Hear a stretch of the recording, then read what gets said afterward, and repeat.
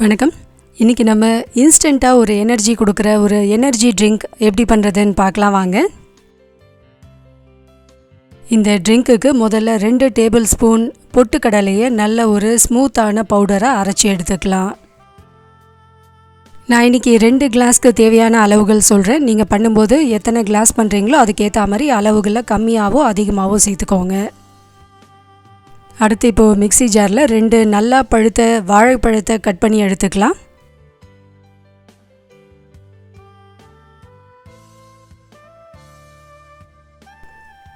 ரெண்டு வாழைப்பழத்தையும் சேர்த்த பிறகு 4 ஸ்பூன் தேன் சேர்த்துக்கலாம்.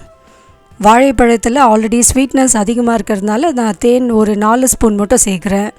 தேன் உங்களுக்கு விருப்பம் இல்லைன்னா நீங்கள் சர்க்கரை கூட சேர்த்துக்கலாம்.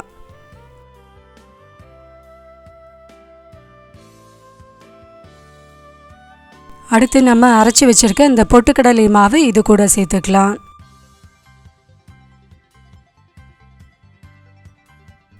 கடைசியாக இதில் 2 கிளாஸ் நல்லா காய்ச்சி ஆறின பால் சேர்த்துட்டு மிக்சியில் நல்ல ஒரு ஸ்மூத்தான மில்க் ஷேக்காக இதை அடித்து எடுத்துக்கலாம்.